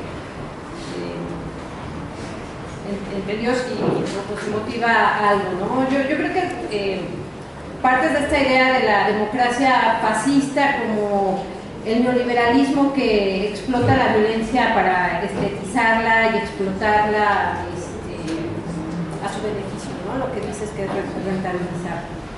Lo hace a través de la psicopolítica, que este concepto desde que lo platicaste en la tarde se me hizo fascinante, ¿no? Que como yo lo entendí, es el control de las emociones a partir de la violencia para sostener y legitimar los mercados de muerte, ¿no? Los mercados gore, que es el narco, la trata, feminicidio, órganos, etc. ¿No? Y entonces, cuando vemos series, telenovelas o películas como La Reina del Sur, Escobar, Breaking Bad, El Cartel de los Sapos, Quiénes son los Miller, etcétera, estamos viendo una ficción política que nos instala un chip emocional psíquico, ¿no? Es esta la psicopolítica, que nos conduce dócilmente a la necropolítica, ¿no? Y entonces estas imágenes son lo que constituyen la fascinante violencia, ¿no? Lo que dice de pasar del reino del fascinante fascismo a la fascinante violencia que descansa en la industria cultural, ¿no? Y entonces tú describes este modelo súper interesante del OLAC. Y aquí yo te quería preguntar si el OLAC puede, son estas, este tipo de series vinculadas al narcotráfico, o a mí se me ocurría, por ejemplo, todos estos superhéroes muy distópicos que han salido recientemente de Marvel, ¿no? Como Jessica Jones o los X-Men, que son como recibos del neoliberalismo de alguna forma, ¿no? Jessica Jones, que es víctima de violencia, o sea, es víctima de violencia machista, pero lo subliman con otro superhéroe que tiene este poder de controlar mentes y demás, y ella escapa y se hace como muy masculina y alcohólica y demás, pero es también un producto cultural muy sexuado, muy violento, etc. Entonces mi pregunta es si esas cosas caben también en LULAC, o esto sería más bien encaminado a este tipo de industrias más gore. Bueno, a ver si fue más o menos eso. No, súper. Deberíamos retraducir la conferencia de dicho esto nada más. Sí, yo lo que propongo es que para que sea más dinámico, porque como somos tantos y seguro que muchos querrán hacer preguntas, mismo sobre las hipótesis que se plantearon hoy, como sobre el capitalismo gore, las líneas de trabajo de Sayar, propondría bloques de 5. Tomamos 5 intervenciones, repito, no tienen que ser una pregunta, pueden ser intervenciones, y hacemos... No, bueno, pero todos, digamos, hacemos un promedio de 3 minutos, tomamos la palabra cada una que queramos hablar, y luego respondes allá, ¿no? Y luego lo vamos a hacer, ¿qué les parece? No sé si por ahí hay un micrófono que circule, o entonces van a tener que venir aquí. No, es que como hicimos el compromiso de grabar.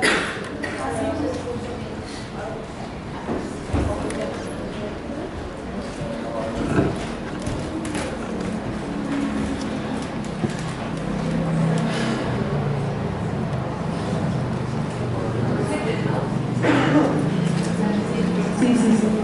Bueno, ¿quién quiere tomar la palabra?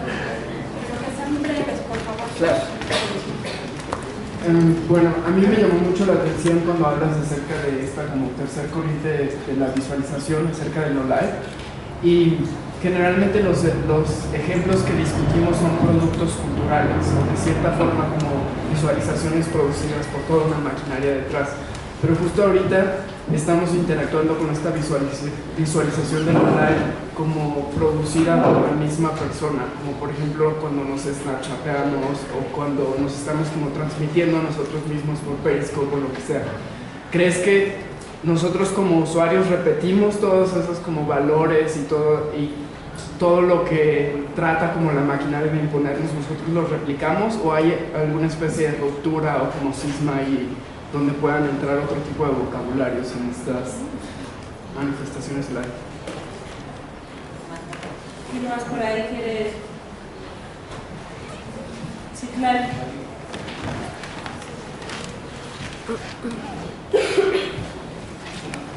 Bueno, sí me llamó mucho la atención que hablas como del concepto de industrias culturales. Quisiera saber si lo ligas un poco con Adorno. Y también acerca de la espectacularización de la violencia. No sé, yo estaba pensando como en el trabajo de Teresa Margoles, y cómo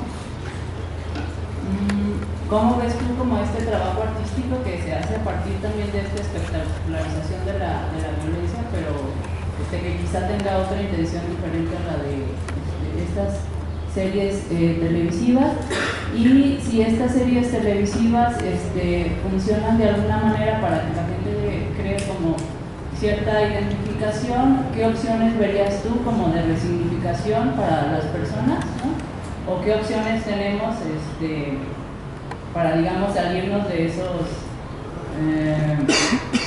de esas identidades, ¿no? O de esas posibilidades de acción? ¿Alguien más? Por ahí.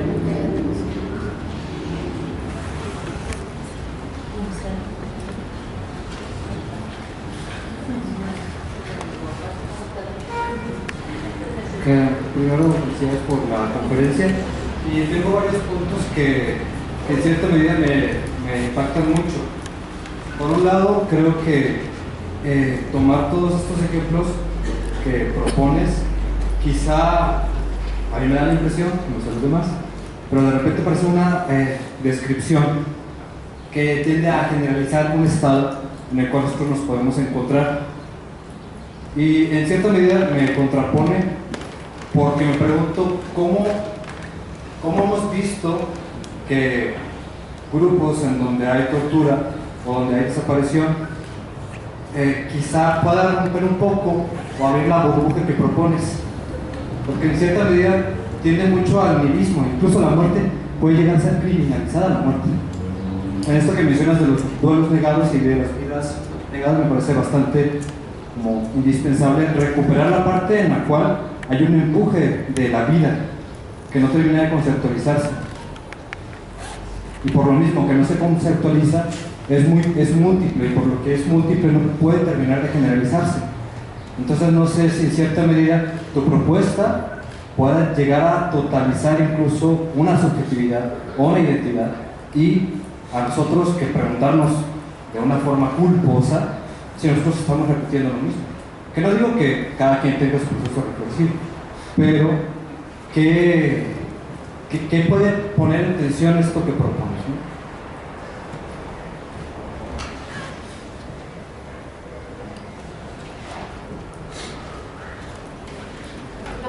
ya pasamos a los micrófonos.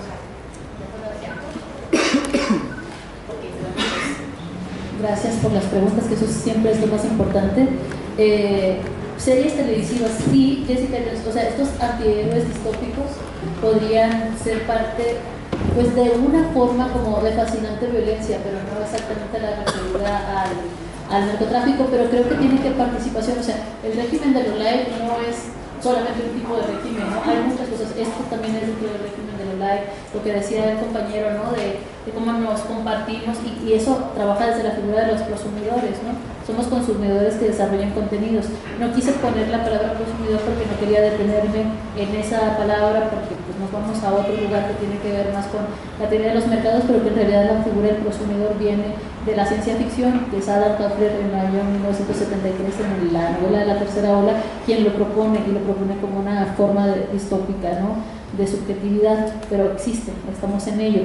Entonces conecto varias preguntas, estos héroes distópicos que al mismo tiempo pienso en uno, que el de la película más reciente de Marvel, Deadpool se llama, y que yo le iba a poner porque no sé, es muy ambiguo en todo lo que hace, pero es muy cínico en su festival, es muy festiva su goce de la violencia, ¿no? Y hay una parte que me pareció bien visualmente significativa, donde atraviesa con una bala de una pistola de alto calibre, no sé, una 50 yo creo que es, atraviesa a 3 personas de un solo golpe, a 3 hombres, con una sola bala, y les atraviesa el cráneo a 3, y luego hay otra imagen donde está como tirando balas por todos lados, al tipo cowboy, pero con traje de licra, ¿no? De superhéroe, que además se parece a Spider-Man, ¿no? Es como visualmente pensarías que es medio Spider-Man. Y lo que hace después de que sale el humo de la pólvora, la esnifa, ¿no? Es súper fuerte ver esa imagen, ¿no? O sea, termina y después dice, me voy a masturbar esta noche. O sea, que me parece súper sintomático, ¿no? De lo que representa. Creo que esa imagen dice todo.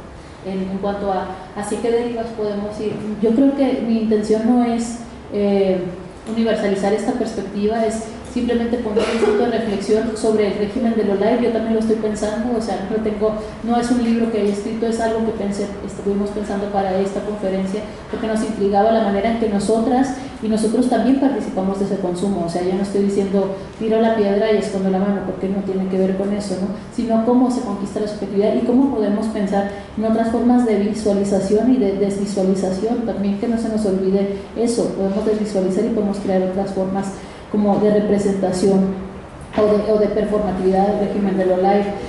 Teresa Margoles y la estetización de la violencia, sí, pero los fines con los que Teresa Margoles lo hace tienen fines políticos y de crítica social, ¿no? También creo que no tenemos que perder de vista las intenciones de los productos, ¿no? Las intenciones de cómo estamos haciendo esto y cuándo es un producto y cuándo es una crítica. A veces queda muy desdibujado, ¿no? Porque también a eso tendemos, con el totalitarismo es a lo que se tiende, ¿no? Como la unificación del pensamiento de los mercados y que se incorpore a la subjetividad. Entonces ya es bien difícil como decir, no es que 3/4, como voy a hacer una analogía un poco extraña, pero no sé si ustedes estén como muy enterados de la manera en que los estadounidenses definen a sus clasificaciones raciales, ¿no? Los caucásicos, y luego están muchos otros, que estamos ahí también nosotros, ¿no? Pero algunos dicen, es que yo tengo 3% de Cherokee, 4% de indio navajo, 50% de asiático americano, 10% de... Entonces me refiero a que en este sentido nosotros vemos a la persona, pero en el régimen del totalitarismo y de Lolay no podríamos, tiende a eso, a la unificación como del pensamiento, de la conquista de la psique y la idea de confinarnos a lo prereflexivo. Pero si estamos hablando de esto, no significa que nos estemos quedando ahí, ¿no? Si lo consumimos, es parte de la subjetividad capitalística, todos aquí y todas, o todes, somos parte de esa subjetividad capitalística.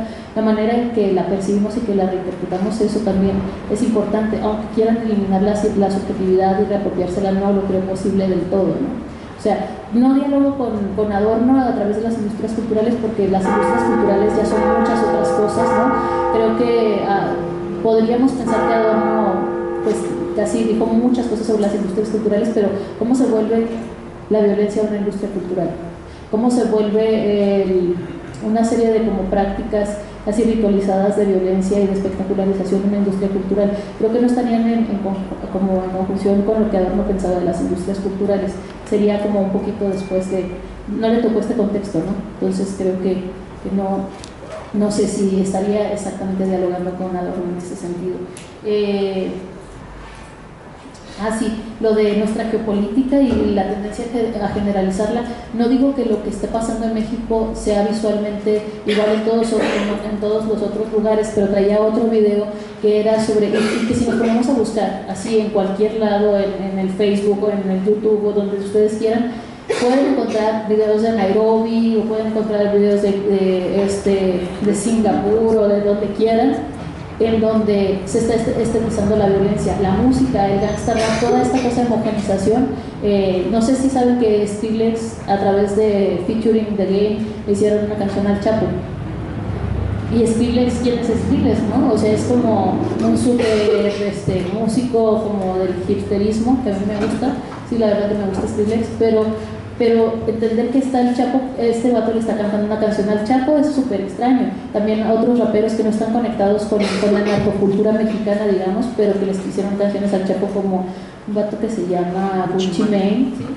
Gucci Mane, y que en realidad las dos estrofas que dice es que el Chapo es Dios y que todos quieren ser como el Chapo, ¿no? Una cosa así, dice, al menos todos los negros que yo conozco. ¿Y qué significa negro? Pues no solo amigo, ¿no? Sino también hay una dimensión ahí como de minoritario, de ser racializado, de ciertas cuestiones que quieren ser como el Chapo. Entonces creo que no es una generalización, sino estoy partiendo de un conocimiento situado, una percepción situada en lo nuestro, pero sí no podemos pensar que es algo que está parcializado. O sea, que la producción de esta violencia no le corresponde solamente a nosotros como sociedad mexicana, sino que también es parte como de una cartografía global de violencias, en las cuales tendremos que pensar en alianzas posibles y no tanto como en sectorizaciones de las luchas, ¿no? Entonces, sí, no tengo interés universalizante sobre la perspectiva. De hecho, lo pongo aquí para pensarlo en conjunto. Quizá sea sugerente para algunos de ustedes y quizá no lo sea para otros, o que lo podemos como seguir hablando. La otra parte que comentaba el compañero, que decía que se pone en tensión en este sentido. Lo que se pone en tensión es nuestra potencia de hacer, ¿no? O sea, por un lado podemos consumirlo, por otro lado podemos resignificarlo, por otro podemos reinterpretarlo, pero ¿qué producimos como imágenes? O cómo nos relacionamos con esas imágenes que estamos consumiendo, ¿no? Más allá de la simple imagen, lo que está fuera de la imagen y que tiene que ver con esta producción de lo live distópico en México contemporáneo, que estamos haciendo cada uno de nosotros, ¿no?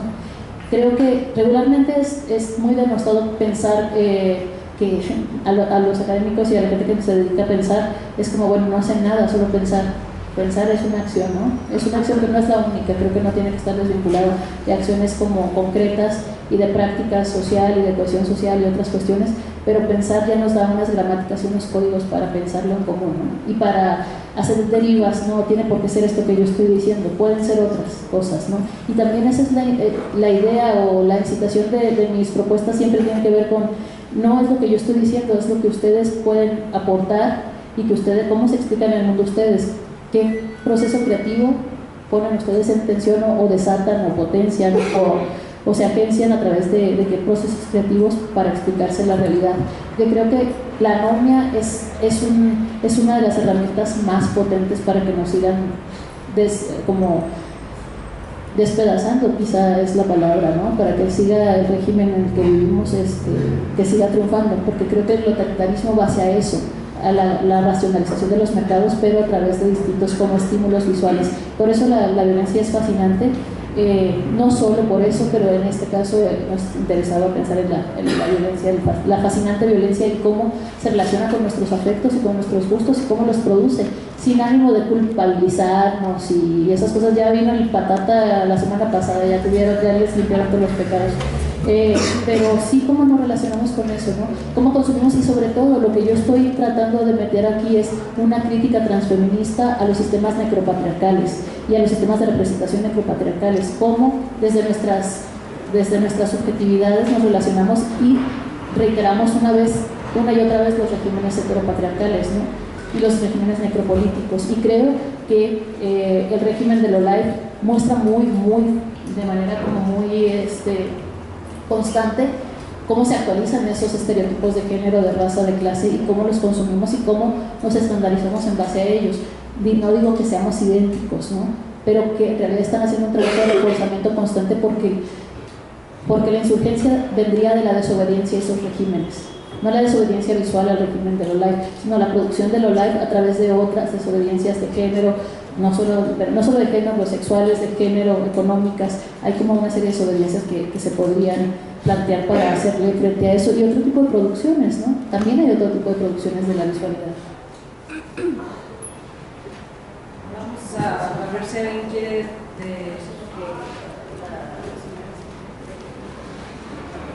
¿quién tiene el micrófono?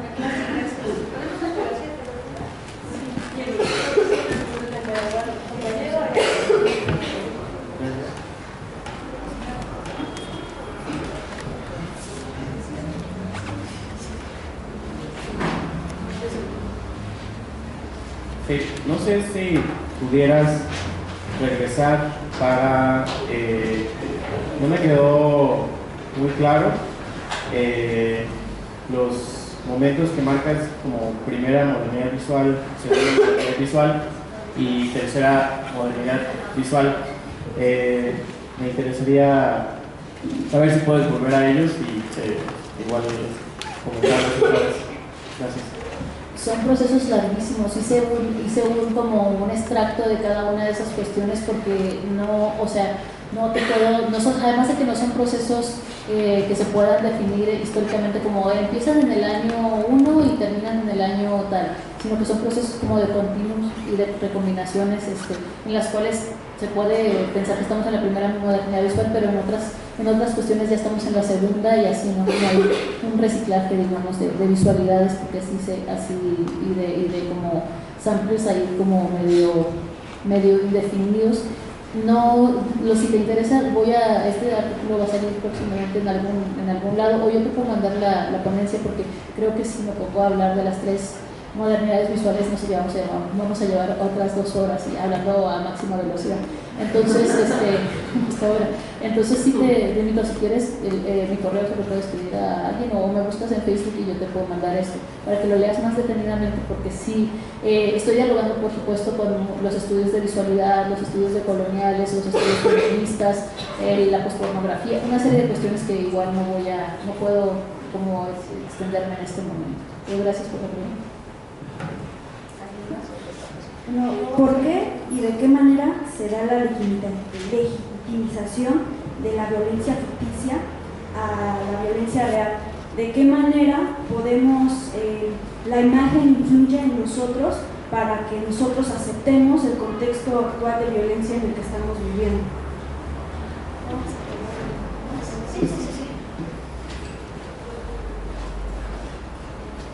Hola, gracias por la presentación, es muy interesante. Quisiera saber tu opinión, por ejemplo, de la regulación o despenalización de la droga que se está proponiendo. Desde mi punto de vista, esto es parte de esta lógica que tú has escrito sobre ser light, fascinante, esta parte de la violencia. Y bueno, la pregunta básicamente es si tú crees que entra en esta lógica o, como algunas personas lo han comentado, es un símbolo de emancipación o la promesa de eliminación de la violencia, ¿no? Yo quiero preguntar, otra vez voy a revisar un poco al para qué. Y en el libro de Calibán y la bruja, Silvia Federici hace algunas viñetas de las que nos explica que digamos, se persiguió a las mujeres como un mecanismo de romper la comunidad para transitar a un nuevo modo de producción. Pero nos explican algunas viñetas que esa persecución se performaba, digamos, se espectacularizaba, para que, por eso lo de la cacería de brujas, ¿no? Para que todas y todos entendiéramos que estábamos transitando hacia otra cosa, ¿no? Yo un poco la pregunto como en el tenor de la compañera, la misma pregunta, o sea, en Iztapalapa, allá por ejemplo, aquí no sé si ya llegó Michelle, pero en Iztapalapa hay una nueva tribu o identidad sí, colectividad juvenil que se llaman los alterados y van a las fiestas tradicionales digamos, a las fiestas patronales pues van cantantes de esta línea, ¿verdad? Y los jóvenes de Iztapalapa están performando, o sea, tienen una identidad, dirían,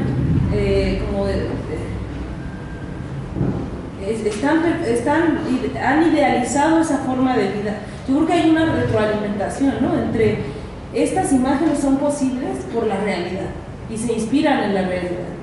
Y la realidad, y a su vez la realidad, digamos, que absorbe toda esta performatividad de la violencia que nos quiere expresar, que estamos transitando, si quieres llamarle capitalismo, ¿no? Entonces es que ya vamos en el snuff, pero a mí me interesaría, porque en la mañana hablaste también de Rita Laura Segat, o sea, como de las feministas que están pensando la violencia que se inscribe en nuestros cuerpos con una voluntad como de demostrar a los otros la capacidad de infligir daño que tiene el sujeto embriago, el capitalismo, todo aquel que se resiste. Entonces, a mí me parecen interesantísimas las hipótesis que plantean. Me parece que había un vacío, había un vacío que están llenando muchas compañeras pensando la narcocultura, las teleseries, pero me gustaría si lo reflexionamos en torno a este tiempo histórico mutante, desgarrador, que nos quiere llevar hacia este síndrome de la indefensión aprendida, ¿no?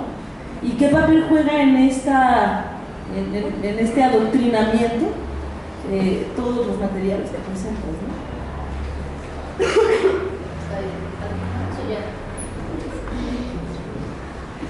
Sí, ok. Pues a ver, ¿de qué manera legitimamos la violencia a través del consumo visual de las imágenes y cómo se hace esta como reproducción, ¿no? Y cómo no podemos ver, aunque estamos viendo todo el tiempo la masacre en nuestro territorio, ¿no? Y en nuestros lugares más, y de manera espectacular, aunque ahora parece que se está trabajando en las noticias, o se trabajan las noticias como, también hay como un timing de lo live, ¿no? O sea, te meten la noticia, pero no suficientemente como para que reacciones encabronadísimo y decir, es que ya no puedo más, sino exactamente la dosis que necesitas para decir, ok, esto está pasando mientras yo me estoy comiendo mi torta y tengo que ir al metro no sé dónde y aquello, pero al mismo tiempo esta realidad que tienes todos los días enfrente se espectraliza a través de ese consumo. No digo que porque estemos viendo series entonces nos estamos como desligando de la realidad en la que vivimos, pero sí hablo de un consumo sublimatorio e incluso catártico, donde se da la vuelta, donde uno consume aquello que está causando el trauma y entonces de alguna manera lo resuelves psíquicamente, simbólicamente, pero no lo resuelves en la realidad. Vamos a decir, te enfrentas a ello todos los días a través del consumo visual para que no te puedas enfrentar a ello en la parte real, ¿no? Y porque justo son esas dosis como vacunas, ¿no? Que te meten el mal ahí, pero no te meten toda la enfermedad porque si no te mueres. Entonces la reacción está como muy medida, creo que parece un plan conspiranoico, pero no, bueno, tiene que ver con varias otras cuestiones, pero te inoculan constantemente para que estés como en este estado medio zombie reflexivo, ¿no? Aunque uno lo piensa, yo no creo que no creo que sean capaces de acaparar completamente nuestra subjetividad ni nuestra singularidad, creo que podemos hacer otras cosas.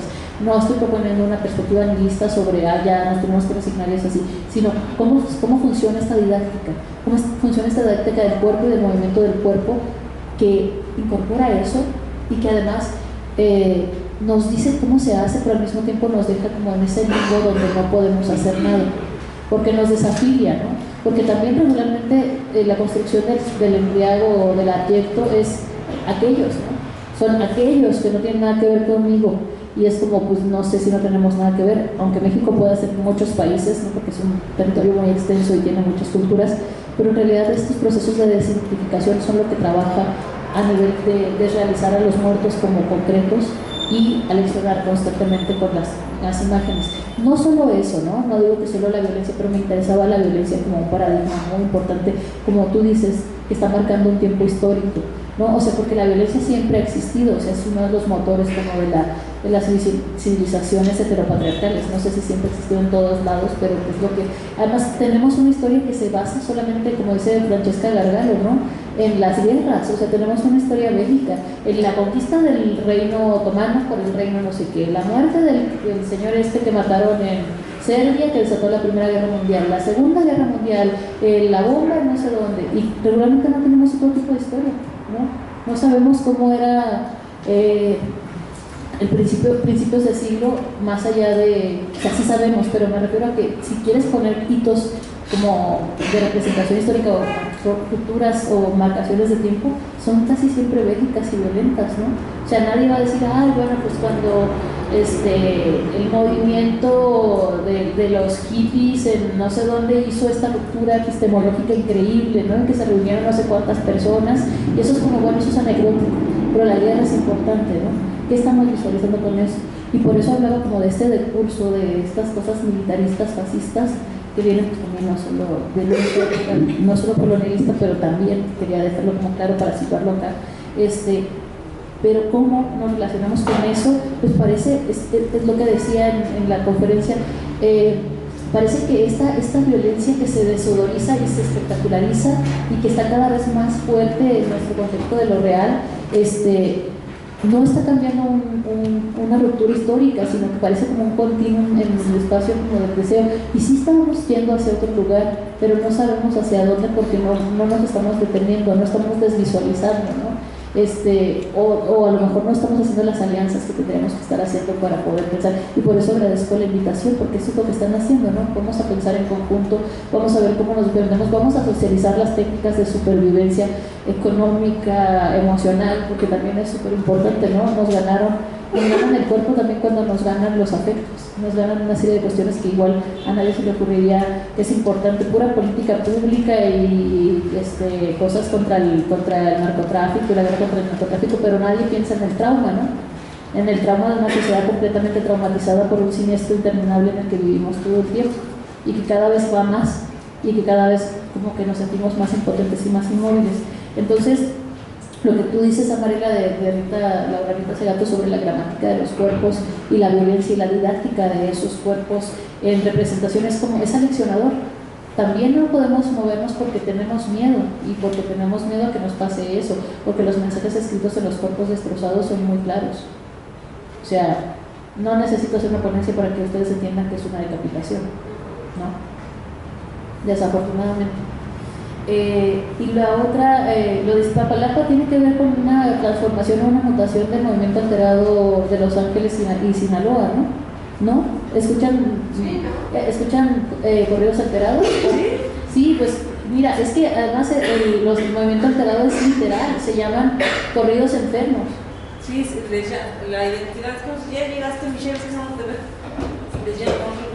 se llaman los enfermos. Y así como ahora hay escatos, hay, qué sé yo, gente que le gusta el reggaetón, ¿no? Gente que le gusta el tribal, pues ellos son los enfermos.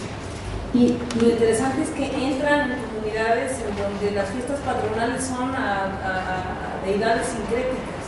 Entonces hay, a deidades, qué sé yo, el Tláhuac, por ejemplo, ¿no? Entonces piensa a las autoridades invitando a un grupo de enfermos. Y tienes jóvenes vestidos como enfermos, que hablan como enfermos, que bailan como enfermos y que quieren vivir como enfermos. Y la cuestión de qué es lo enfermo, ¿no? Es chistoso, o sea, ¿cómo resignificamos lo enfermo? ¿no? Ajá, porque además las lógicas del capitalismo 2.0 del movimiento alterado es que ya no es una lógica en la cual se prioricen las lógicas de proveeduría y de familia y de clan, que tiene que derramar sangre para proteger y toda esta cuestión como de los flujos de capital y los flujos sanguíneos también, ¿no?, que alimentan ese capital, sino que ya es la violencia por la violencia, ¿no? Ellos dicen que, o sea, la violencia no solamente como una forma de legitimación social, sino como de ocio. Y es un ocio, o sea, las descripciones de las canciones enfermas hablan de que es domingo y no tiene nada que hacer y va a ir a matar a algunos tipos que no le hicieron nada porque está aburrido, ¿no? Y porque necesita como esta dosis de adrenalina que da la muerte.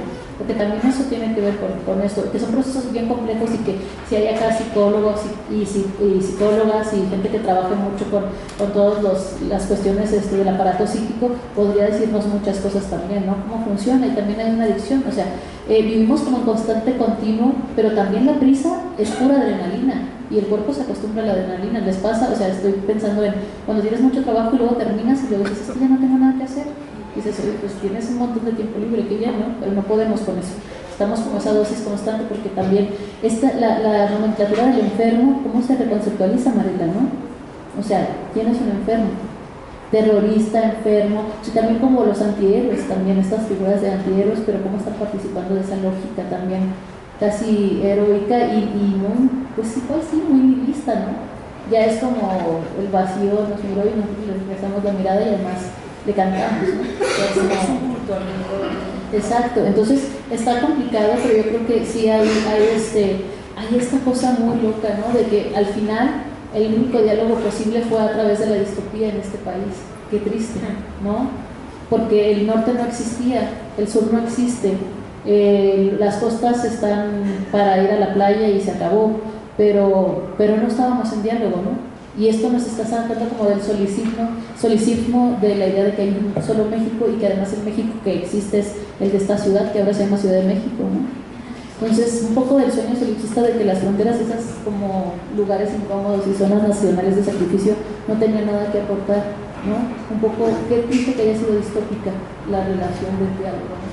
Y ahora nos toca hacer otras cosas y pensarlo, o sea, pensarlo, no solo pensarlo, sino como actuar en base a eso y socializar nuestras estrategias de sostenibilidad de la vida. O sea, ¿cómo estamos sosteniendo todos los días ustedes? ¿Cómo se levantan?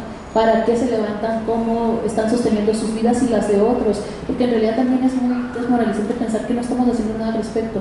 Mantenernos sobreviviendo es hacer algo al respecto. Ya sé que la mayoría de las personas que estamos aquí, y creo que aquí puedo hablar en primera persona, pues tenemos suficientes privilegios como para estar aquí, ¿no?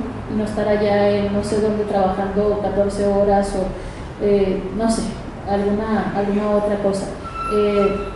Pero ¿cómo socializar eso? ¿Cómo hacer prácticas como de cuidado también, de redistribución, de afectos, de otro tipo de cosas que no se queden solamente en la impotencia y la anomia en la que a veces nos quieren confinar? Bueno, pues no sé, esto es algo que yo también estoy pensando, que quería pensar con ustedes y creo que voy a cerrar con esto. Muchas gracias por el tiempo, por las preguntas y por haber asistido. Muchas gracias a Ariadna, a Marela y a la gente de la Casa del Libro.